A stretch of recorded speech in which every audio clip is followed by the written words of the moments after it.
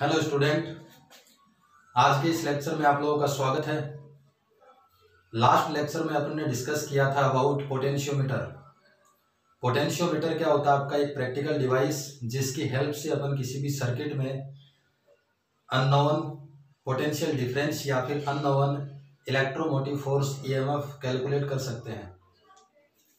बात की थी अपन ने कि पोटेंशियोमीटर जो है वो आपका एक आइडियल वोल्टमीटर की तरह वर्क करता है और पोटेंशियोमीटर का रेजिस्टेंस इनफाइनाइट होता है।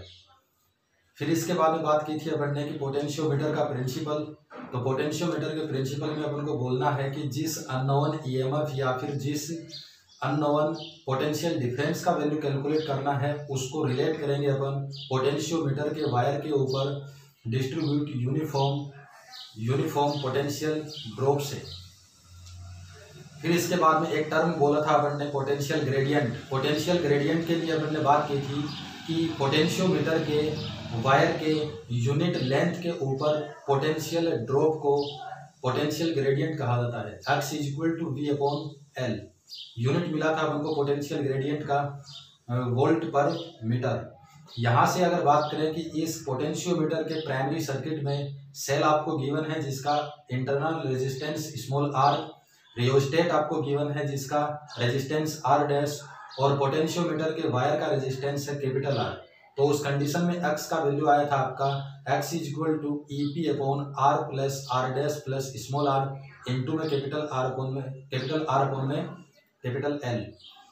फिर इसके बाद में बात की थी अपन ने कि पोटेंशियल ग्रेडियंट जो है वो आपका करंट के ऊपर, रेजिस्टिविटी ऑफ मटेरियल के ऊपर और cross sectional area of wire of potentiometer के ऊपर डिपेंड करता है।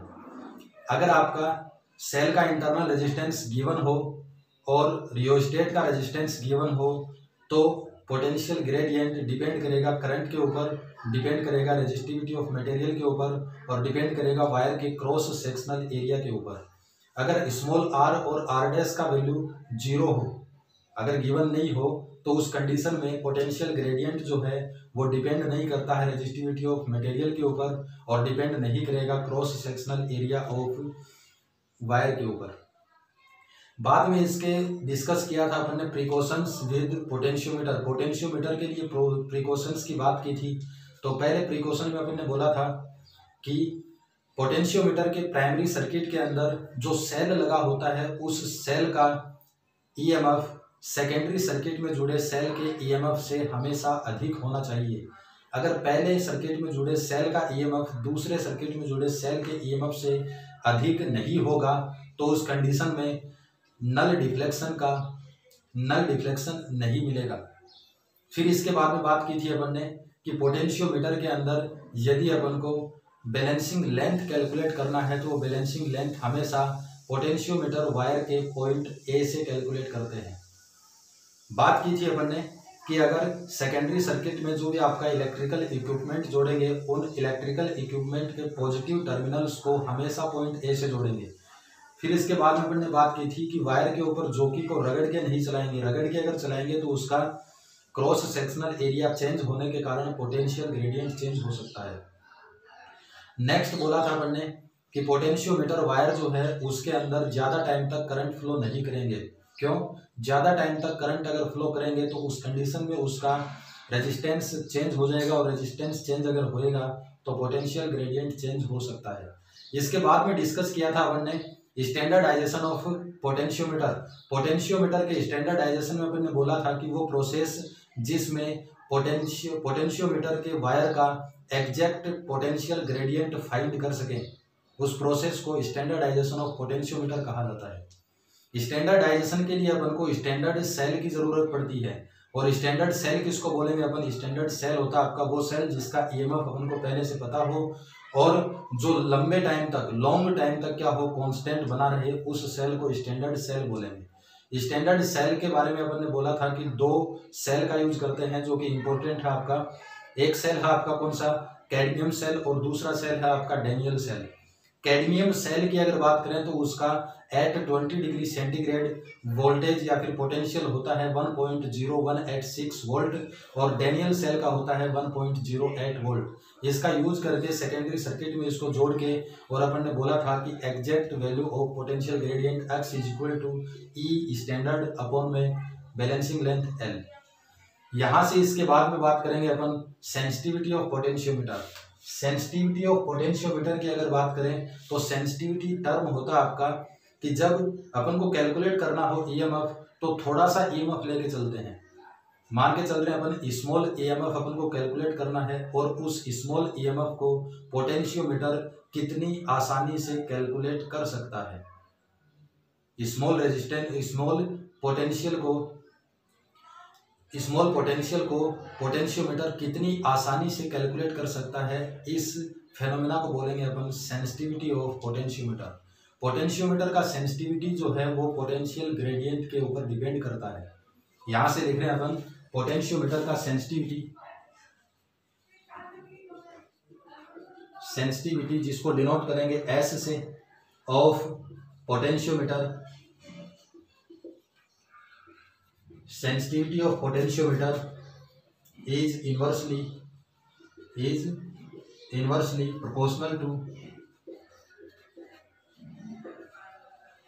to potential gradient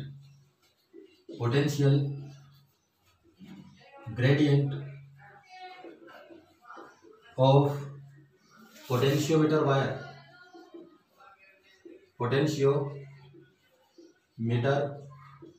wire.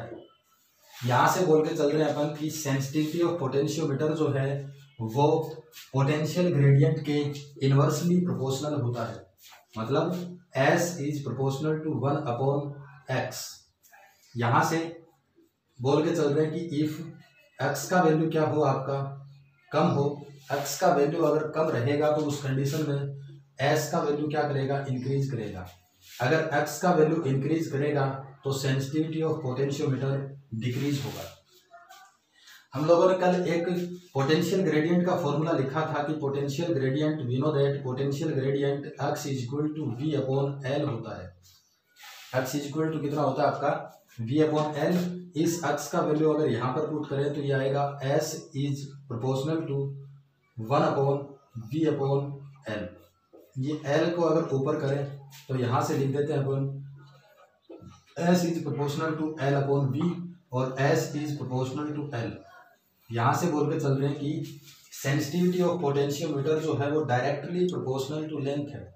Directly proportional to length अगर है तो इसका मतलब कि अगर आपका लेंथ का वैल्यू इंक्रीज होगा तो सेंसिटिविटी भी इंक्रीज होगी, और लेंथ का वैल्यू डिक्रीज होएगा तो सेंसिटिविटी भी क्या होगी, डिक्रीज होगी। आपको एक क्वेश्चन पूछता है कि पोटेंशियोमीटर वायर जो है वो 10 मीटर लॉन्ग क्यों लेते हैं, पोटेंशियोमीटर का वायर 10 मीटर लंबा क्यों लेते हैं, क्योंकि पोटेंशियोमीटर का सेंसिटिविटी लेंथ के ऊपर डिपेंड करता है, डायरेक्टली प्रोपोर्शनल है, और डायरेक्टली प्रोपोर्शनल अगर है तो बैलेंसिंग लेंथ अपन को ज़्यादा लेंथ के ऊपर मिलेगा। बैलेंसिंग पॉइंट कहाँ पर मिलेगा, ज़्यादा लेंथ के ऊपर। इसीलिए अपन पोटेंशियोमीटर का वायर लंबा लेते हैं या फिर 10 मीटर लॉन्ग लेते हैं। इसके बाद में कैलकुलेट करते हैं अपन न्यूमेरिकल्स। न्यूमेरिकल आपको गिवन है, न्यूमेरिकल में गिवन आपको in primary circuit of potentiometer, potentiometer के प्राइमरी सर्किट में a battery of EMF 2.2 volt, battery का आपका ईएमएफ गिवन है जिसको लिख रहे हैं अपन ईपी। प्राइमरी सर्किट में जो बैटरी कनेक्टेड है उसका EMF EP 2.2 volt and internal resistance small r is equal to कितना, इंटरनल रेजिस्टेंस आपको गिवन है 1 ohm is connected. If the resistance of rheostat, rheostat का रेजिस्टेंस जो है वो आपका गिवन है किस रेंज में, 0 से 20 ओम रेंज में गिवन है, तो इसको लिखेंगे अपन R dash. And length and resistance of potentiometer wire, potentiometer wire का लेंथ आपको गिवन है 10 मीटर और पोटेंशियोमीटर वायर का रेजिस्टेंस आपको गिवन है 20 ओम। कैलकुलेट करना अपन को मिनिमम और मैक्सिमम पोटेंशियल ग्रेडियंट का वैल्यू कैलकुलेट करना है। यहां से आप लोगों को गिवन है, गिवन प्राइमरी सर्किट के अंदर जो बैटरी है उस बैटरी का EMF 2.2 volt, 2.2 volt. Internal resistance small r का वैल्यू गिवन है आपको 1 ओम। रियोस्टेट का रेजिस्टेंस गिवन आपको किस रेंज में, रियोस्टेट का रेजिस्टेंस गिवन आपको, रेंज आपको गिवन है 0 to 20 ओम, 0 से 20 ओम के बीच में। लेंथ आपको गिवन है वायर का, लेंथ 10 मीटर और वायर का रेजिस्टेंस जो है वो आपको गिवन है 20 ओम। यहाँ से potential gradient x minimum potential gradient का वैल्यू कैलकुलेट करना है और मैक्सिमम पोटेंशियल ग्रेडियंट का वैल्यू भी आपको कैलकुलेट करना है। हम लोगों ने बात की थी कि वी नो दैट जब इंटरनल रेजिस्टेंस आपको गिवन हो, रियोस्टेट का रेजिस्टेंस आपको गिवन हो, तो पोटेंशियल ग्रेडियंट का वैल्यू कितना था, potential gradient x equal to E P upon में R plus R dash plus small r और इनटू में कितना आर अपॉन एल। इस फॉर्मूले से इसको कैलकुलेट करेंगे। अब यहाँ पर बात कर रहे हैं हम लोग, यहाँ पर पहला पॉइंट लेके चल रहे हैं अपन for minimum potential gradient, minimum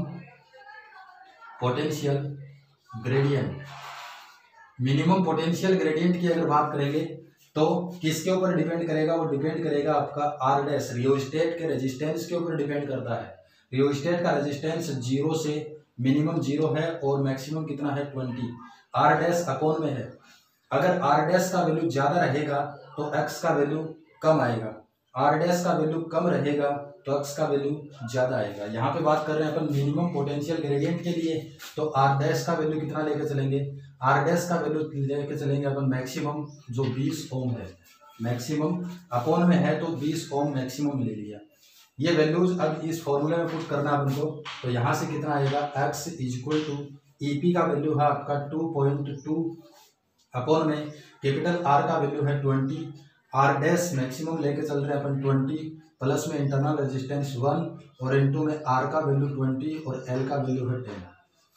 x equal to आएगा आपका 2.2 अपॉन में ये हो गया आपका 41 इनटू में कितना 2 और x मिनिमम का वैल्यू आएगा कितना, x मिनिमम का वैल्यू आएगा आपका 0.11 वोल्ट पर मीटर। इस तरीके से हम लोग x मिनिमम पोटेंशियल ग्रेडियंट का वैल्यू कैलकुलेट करेंगे। फिर बाद में दूसरा पॉइंट लेके चल रहे हैं अपन सेकंड पॉइंट में फॉर मैक्सिमम पोटेंशियल ग्रेडियंट।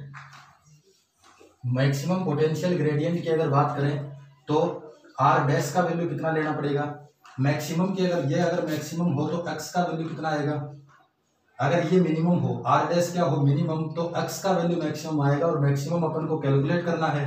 तो यहाँ से आर डैश का वैल्यू मिनिमम लेके चलेंगे 0, तो आर डैश वैल्यू कितना बोल दिया अपन ने 0, वैल्यू कैलकुलेट करेंगे तो एक्स की जगह पुट कर देते हैं अपन एक्स मैक्सिमम, ई पी का वैल्यू है आपका 2.2, आर का वैल्यू कितना है, आर का वैल्यू है आपका 20, आर डैश लेके चल रहे हैं 0 प्लस में 1 और इनटू में आर का वैल्यू है आपका 20 और अपॉन में कितना 10। जब इसको कैलकुलेट करेंगे तो एक्स मैक्सिमम का वैल्यू कितना आएगा, एक्स मैक्सिमम 2.2 अपॉन में 21 इंटू में 2 और एक्स मैक्सिमम का वैल्यू आएगा आपका 0.21 वोल्ट पर मीटर। इस तरीके से इस न्यूमेरिकल को सोल्व करेंगे। अगर आपको मिनिमम पोटेंशियल ग्रेडियंट कैलकुलेट करना है तो आर डैश का वैल्यू मैक्सिमम लेंगे, मैक्सिमम पोटेंशियल ग्रेडियंट के लिए आर डैश का वैल्यू मिनिमम मतलब 0 लेकर चलेंगे। फिर इसके बाद में नेक्स्ट न्यूमेरिकल आपको गिवन है cross sectional area of potentiometer wire. Potentiometer wire का cross sectional area 0.8 into 10⁶ meter square. ये गिवन आपको cross sectional area and it has specific resistance. Specific resistance किसको बोलते हैं अपन, स्पेसिफिक रेजिस्टेंस बोलते हैं रेजिस्टिविटी को। तो ये वैल्यू किसका है, ये है आपका रेजिस्टिविटी, रो का वैल्यू है। Current through the wire is 0.2 ampere, current का वैल्यू आपको गिवन है। पोटेंशियल ग्रेडियंट इस एक्स का वैल्यू आपको कैलकुलेट करना है। यहाँ पे आप लोगों को गिवन है cross sectional area A is equal to 0.8 into 10⁶ meter square. Resistivity या फिर स्पेसिफिक रेजिस्टेंस आपको गिवन है rho is equal to 40 into 10⁻⁸ ohm into meter. Current का वैल्यू आपको गिवन है I इक्वल टू 0.2 एम्पियर और पोटेंशियल ग्रेडियंट x का value आपको कैलकुलेट करना है। यहाँ से लिखेंगे पोटेंशियल ग्रेडियंट के लिए कि we know that v upon कितना होता है आपका L। यहीं से अगर लिखें कि ये है आपका v इक्वल टू कितना लिख सकते हैं I R अपॉन में L। x इक्वल टू कितना हो गया I R अपॉन में L। We know that resistance of wire या फिर conductor is equal to rho L upon में कितना A। इस L को अगर नीचे ले लें तो यहाँ से बनेगा आपका R अपॉन L और इक्वल टू कितना रो अपॉन A। इस R अपॉन L की जगह पुट करेंगे ये वाला वैल्यू तो कितना बनेगा आपका, ये हो जाएगा x इक्वल टू I का I R अपॉन L की जगह पुट कर देते हैं रो अपॉन में A। अब ये सारे के सारे वैल्यूज इसमें पुट करेंगे। I का वैल्यू कितना है 0.2, रो का वैल्यू कितना है 40 इंटू 10⁻⁻8 और A का वैल्यू आपको गिवन है 0.8 इंटू 10⁻6। इसको कैलकुलेट अगर करें तो ये पॉइंट से पॉइंट कैंसिल आउट, यहाँ से ये हो जाएगा आपका 8, ये हो जाएगा 4, ये हो जाएगा 10, x इक्वल टू कितना बचेगा आपका 10⁻⁻7 और अपॉन में कितना 10⁻6। यहाँ से इसको लिखेंगे -6 है, -6 ये -6। जब इसको कैलकुलेट करेंगे तो कैलकुलेट करने पर उत्तर आएगा आपका 0.1 वोल्ट पर मीटर, 0.1 वोल्ट पर मीटर। इस तरीके से इस न्यूमेरिकल को सोल्व कर सकते हैं। इसके बाद में हम लोग डिस्कस करेंगे एप्लीकेशंस ऑफ पोटेंशियोमीटर के बारे में कि पोटेंशियोमीटर का एप्लीकेशन यूज किस किस में लेते हैं। यहाँ से एप्लीकेशंस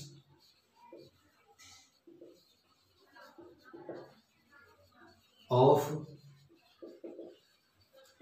पोटेंशियोमीटर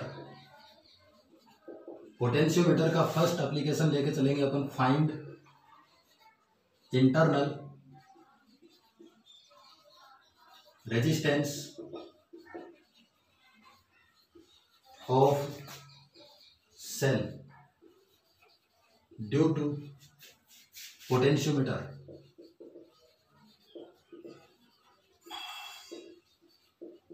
यहां से अपन को कैलकुलेट करना है, पहला एप्लीकेशन बोल के चल रहे हैं अपन कि किसी भी सेल का इंटरनल रेजिस्टेंस फाइंड करना है ड्यू टू पोटेंशियोमीटर। आप लोगों को बता दूं कि सेल का इंटरनल रेजिस्टेंस, सेल का ईएमएफ और सेल का टर्मिनल वोल्टेज क्या होता है।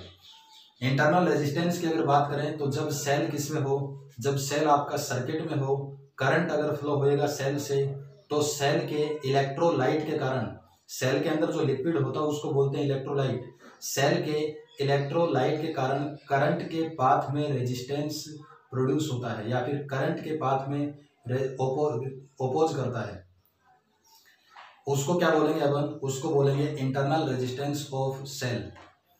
बात करें अगर टर्मिनल वोल्टेज और ईएमएफ की तो यहाँ से बोल रहे हैं अपन कि ये है आपका एक सेल प्लस और ये माइनस, इसका ईएमएफ बोल दिया अपन ने ई, इंटरनल रेजिस्टेंस है इसका स्मॉल आर। जब ये सेल सर्किट में ना हो, जब ये सेल सर्किट में नहीं होगा तो उस कंडीशन में इस सेल के अक्रॉस पोटेंशियल का वैल्यू ईएमएफ कहलाता है। जब सेल सर्किट में ना हो तो सेल के टर्मिनल्स के अक्रॉस पोटेंशियल जो है उसको बोलेंगे अपन ईएमएफ ऑफ सेल। और जब ये सेल किस में हो, जब ये सेल किस में हो, सर्किट के अंदर सेल हो, इस सेल को कनेक्ट कर दिया अपन ने सर्किट से कनेक्ट करने के बाद ये इंटरनल रेजिस्टेंस इस करंट को रेजिस्ट करेगा तो मतलब इसके अक्रॉस पोटेंशियल जो है वो पहले से कम आएगा। अब सर्किट में अगर है तो इस कंडीशन में वोल्ट मीटर कनेक्ट करके अगर रीडिंग लेंगे तो वो रीडिंग होएगा आपका इस सेल का टर्मिनल वोल्टेज जो कि ईएमएफ से कम होता है। सेल का ईएमएफ और टर्मिनल वोल्टेज और इंटरनल रेजिस्टेंस के बीच में एक रिलेशन होता है आपका E इक्वल टू V और प्लस में कितना IR। इस एप्लीकेशन के अंदर इस फॉर्मूले का यूज करेंगे, E equal to V plus IR, इस फॉर्मूले का यूज करेंगे इस एप्लीकेशन में।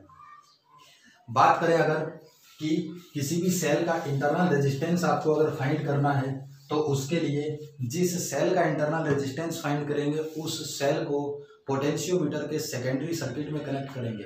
पोटेंशियोमीटर का प्राइमरी सर्किट क्या था, यहाँ से बोल के चल रहे हैं कि ये है आपका पोटेंशियोमीटर का वायर, जिसको बोल रहे हैं अपन वायर ए, और ये पॉइंट बी। पोटेंशियोमीटर के प्राइमरी सर्किट में एक सेल है आपका जिसका ईएमएफ ईपी, यहाँ से फिर इसके बाद में आपको गिवन है रियोस्टेट कनेक्टेड होता है प्राइमरी सर्किट में, और फिर बाद में एक की केबल और कनेक्ट कर दिया इसको बी से, इसको बोलेंगे अपन प्राइमरी सर्किट। ये होता है प्राइमरी सर्किट ऑफ पोटेंशियोमीटर। अब जिस सेल का इंटरनल रेजिस्टेंस फाइंड करना है उस सेल को पोटेंशियोमीटर के सेकेंडरी सर्किट में कनेक्ट करेंगे। और आप लोगों को बताया था कि सेकेंडरी सर्किट में कोई भी सेल या फिर इक्विपमेंट जुड़ा हो तो उसके हाई वोल्टेज या फिर पॉजिटिव टर्मिनल को हमेशा पॉइंट ए से जोड़ेंगे। तो यहाँ से बोल के चल रहे हैं कि सेकेंडरी सर्किट के अंदर एक सेल है आपका जिसका इंटरनल रेजिस्टेंस फाइंड करना है। इस सेल का ईएमएफ बोल दिया अपन ने ई है। पॉजिटिव टर्मिनल को पॉइंट ए से और नेगेटिव टर्मिनल को कनेक्ट करेंगे एक गैल्वेनोमीटर और एक जो कि जे से। इस सेल का इंटरनल रेजिस्टेंस मान के चल रहे हैं अपन स्मॉल आर है। फिर इसके बाद में यहाँ से बोल रहे हैं कि ये है आपका इस सेल के पैरेलल में एक रेजिस्टेंस बॉक्स कनेक्ट करेंगे। सेल के पैरेलल के अंदर एक रेजिस्टेंस बॉक्स, ये आपका की K2 और ये कनेक्ट कर दिया इसको सेल के पैरेलल में। मान के चल रहे हैं अपन लेट पोटेंशियल ग्रेडियंट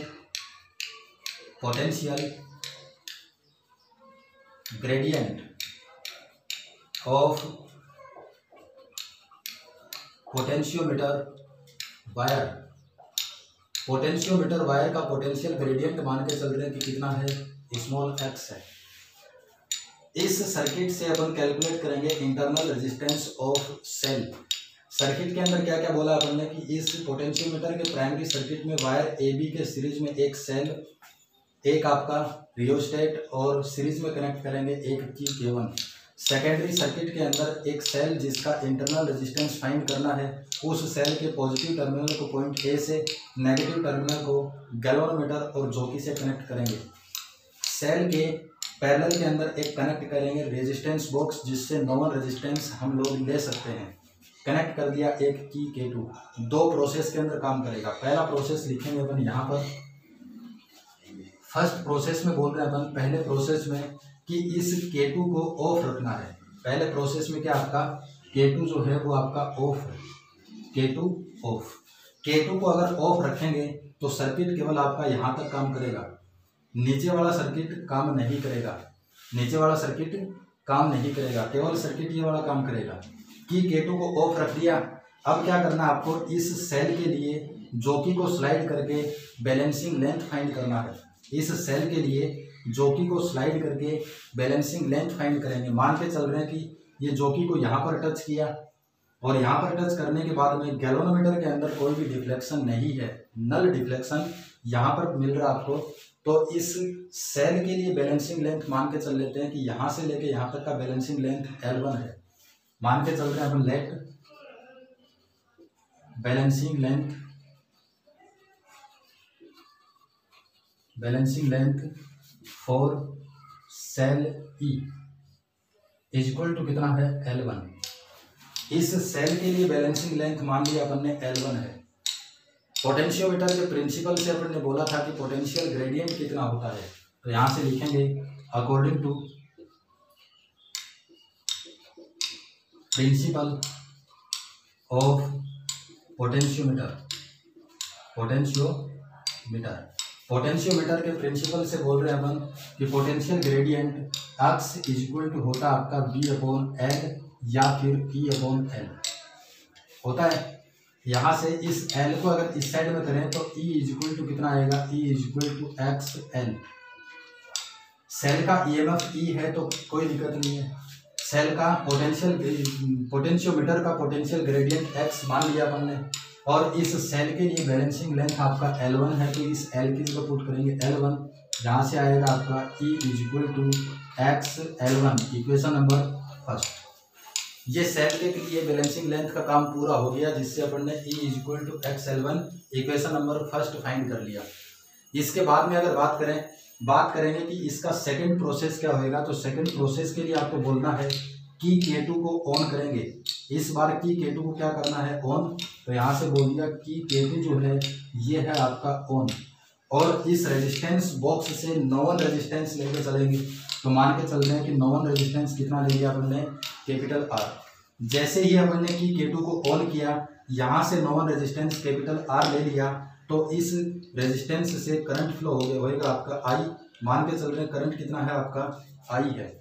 करंट अगर आपका I है, यहाँ से जो नॉन रेजिस्टेंस R है, तो इस R के अक्रॉस पोटेंशियल डिफरेंस कितना होगा। यहाँ से बोल रहे हैं हम पोटेंशियल ड्रॉप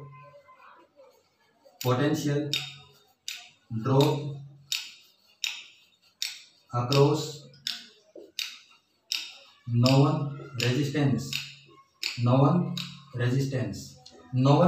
जो लिया अपन ने, करंट I फ्लो हो रहा है, तो इस नॉन रेजिस्टेंस के अक्रॉस पोटेंशियल ड्रॉप का वैल्यू कितना होगा। तो according to Ohm's law V equal to कितना बोलेंगे अपन, IR।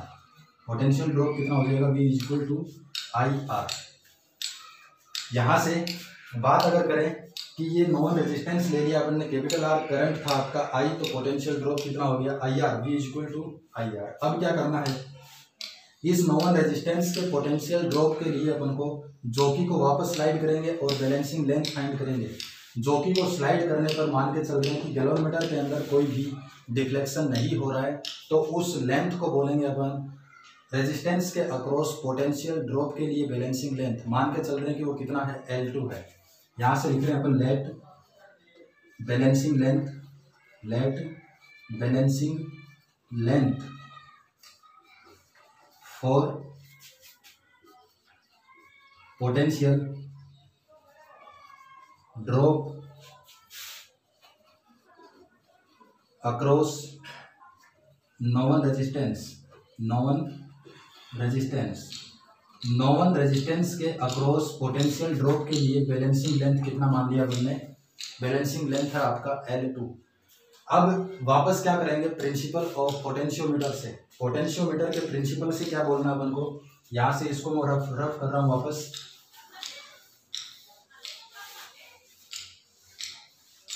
यहाँ से बोल के चल रहे हैं अपन according to principle of potentiometer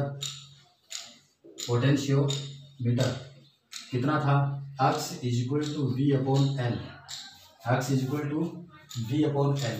इस L को इस साइड में करें तो V इक्वल टू कितना आएगा आपका XL, और इस V के लिए पोटेंशियल ड्रॉप के लिए बैलेंसिंग लेंथ कितना था, बैलेंसिंग लेंथ मान के चल रहे हैं अपन L2, तो L की जगह पुट कर देंगे L2, equation number 3।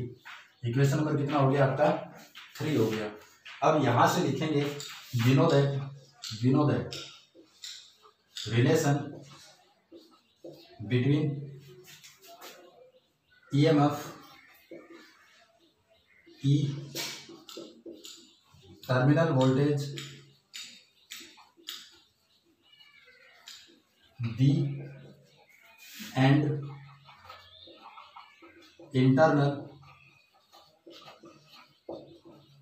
Resistance small r कितना बताया था, E इक्वल टू होता आपका E equal to V plus में IR। रिलेशन क्या होता है, सेल के EMF, सेल का टर्मिनल वोल्टेज और इंटरनल रेजिस्टेंस के बीच में रिलेशन होता है आपका E equal to V plus IR। इस रिलेशन से अपन कैलकुलेट करेंगे कि इसका इंटरनल रेजिस्टेंस कितना होगा। R का वैल्यू कैलकुलेट करना है तो एक बार इसको इधर करेंगे, यहाँ पे बच गया आपका IR equal to E minus V। IR equal to कितना बच गया, E माइनस V। R का वैल्यू कैलकुलेट करना है तो R इक्वल टू आएगा आपका E माइनस V, और ये I जाएगा अपोन में, तो ये I। ये फॉर्मूला भी आपका इम्पोर्टेंट है। इस फॉर्मूले से नेक्स्ट न्यूमेरिकल सोल्व करेंगे। आगे अगर कैलकुलेट करें तो according to Ohm's law we know that, Ohm's law के अकॉर्डिंग V इक्वल टू क्या होता है आपका IR। अगर इस R को अपोन में कर दें तो I इक्वल टू कितना आएगा, I इक्वल टू आएगा आपका V अपॉन R। ये I का वैल्यू पुट करेंगे यहाँ पर, ये आई का वैल्यू पुट करना आपको यहाँ पर, तो कितना आएगा, ये आएगा आपका internal resistance small r is equal to E minus V upon में वी अपॉन आर। ये आर जाएगा ऊपर, तो यहाँ से फॉर्मूला बनेगा आपका कितना, यहाँ से फॉर्मूला बनेगा आपका small r is equal to E minus V upon में वी और इनटू में कितना, कैपिटल आर।